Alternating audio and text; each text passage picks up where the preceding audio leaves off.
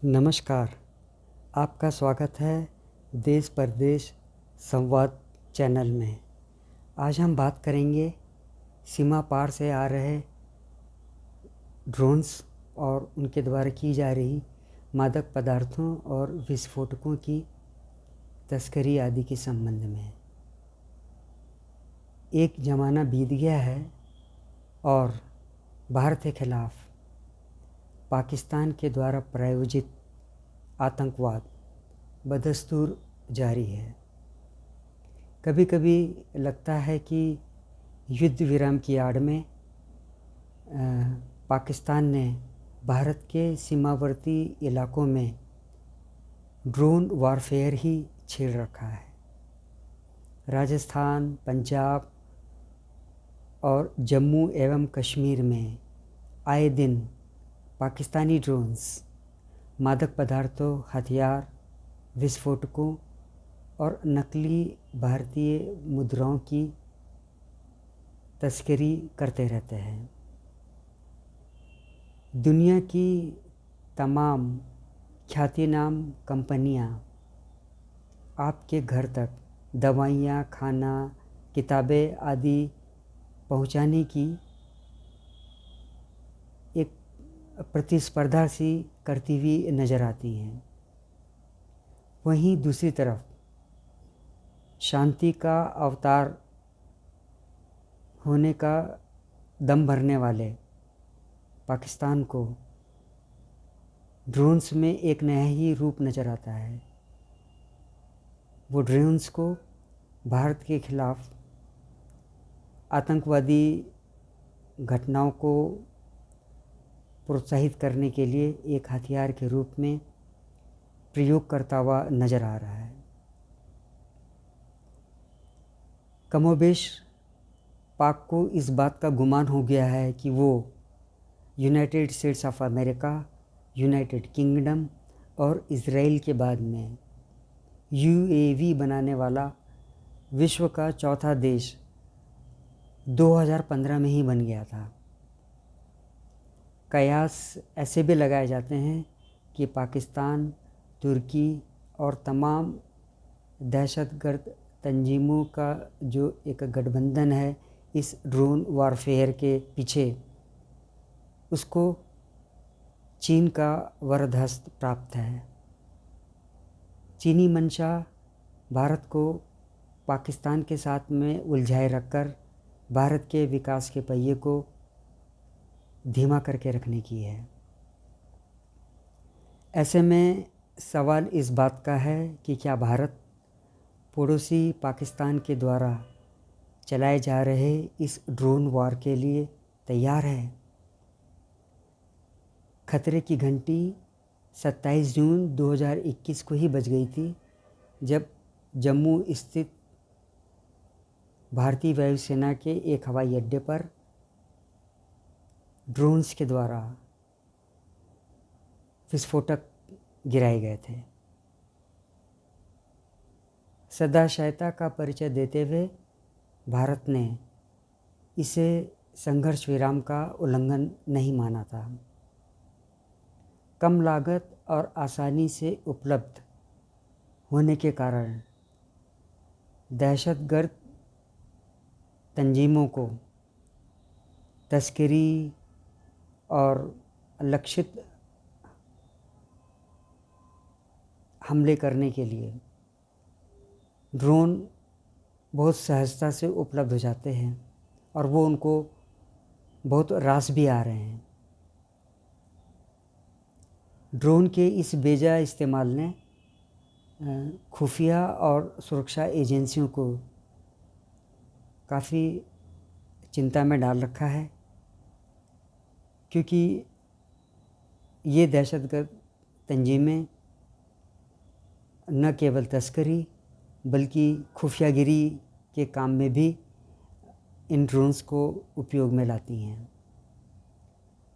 Afghanistan, Israel और gulf देशों में हाल के दिनों में जो ड्रोन्स आक्रमण हुए हैं, उनसे सामरिक और वाणिज्यिक संपत्तियों की सुरक्षा पर एक सवालिया निशान तो लग जाता है। दहशत गर्दों के मंसूबों को आगे बढ़ने से रोकने देने के लिए ड्रोन्स के उपयोग पर कैसे रोक लगाई जाए, इसकी चिंता तो सारे ही देशों को मिलकर करनी होगी। स्पष्ट है कि जैसा कि आप मीडिया की खबरों में देखते भी रहे हैं कि पिछले 2-1 साल से भारत में सीमा पार से ड्रोन्स, यूएवीज़ और क्वाडकॉप्टर्स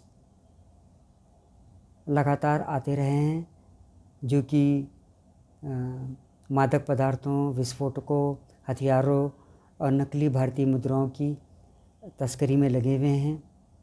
पाकिस्तान ड्रोन्स का इस्तेमाल नार्को टेरर नेक्सस को फाइनेंस करने के लिए करता है। भारत में अलगाववादी और आतंकवादी घटनाओं को सीमावर्ती इलाकों में बढ़ावा देने के लिए। ड्रोन्स कभी सैन्य महाशक्तियों के पास ही हुआ करते थे। आज जिसे देखिए उसके पास में ड्रोन्स हैं।